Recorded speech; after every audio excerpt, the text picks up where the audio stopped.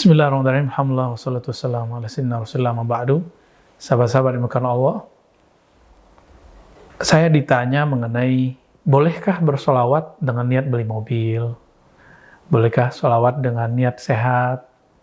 Solawat dengan niat dapat rezeki? Solawat dengan niat dapat jodoh? Atau apapun itu. Kalau pertanyaannya bolehkah? Maka boleh. Tapi kalau pertanyaannya pantaskah, maka jawabannya tidak pantas. Kenapa? Yang pertama kali bersolawat bukanlah kita. Kita bukanlah awwalu man shalla alaih. Kita bukan orang yang pertama kali solawat kepadanya. Yang pertama kali bersolawat kepadanya adalah Allah Subhanahu wa Ta'ala. Inna Allaha malaikatahu yusalluna ala nabi. Ini ayat yang menjadi seakan-akan wajib dibaca oleh seorang khatib sebelum bersolawat sebagai penutup khutbah kedua.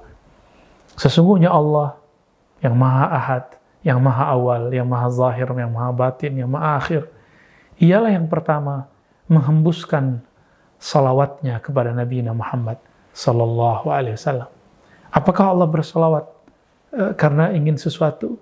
Tidak. Allah semata-mata ingin bersalawat karena dialah yang maha sempurna.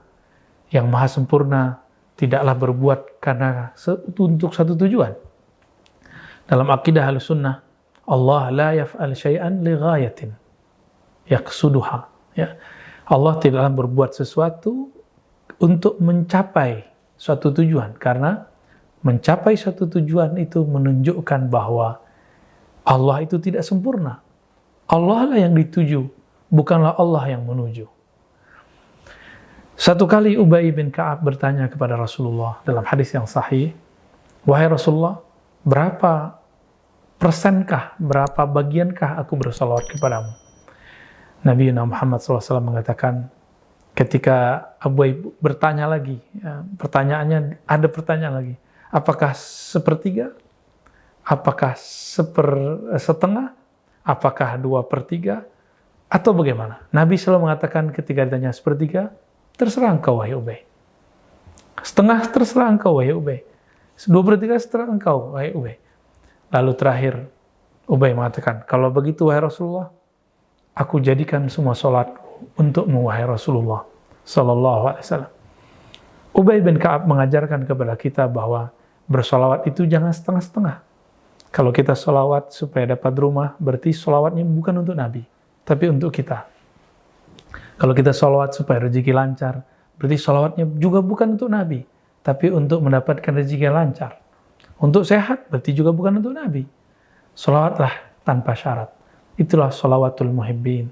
Sholawat orang-orang yang cinta kepada hakikat Rasulullah SAW. Maka sahabat-sahabat, mari bersolawat tanpa syarat. Bersolawat para pecinta. Inilah yang langsung diutamakan Nabi. Awlan nas bi yaumal qiyamah aktsaruhum salatan alayya. Orang yang paling aku utamakan di hari kiamat adalah orang-orang yang paling banyak bersolawat kepadaku. Kenapa dia banyak solawat kepadaku? Karena dia bersolawat tanpa syarat. Inilah hakikat dari solawat. Solawat tidak perlu banyak.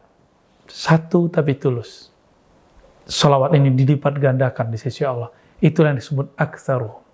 Mereka menjadikan semua solatnya untukku, bukan untuk dirinya, bukan untuk usul, bukan untuk hudur, bukan untuk syifa, bukan untuk rezeki, bukan.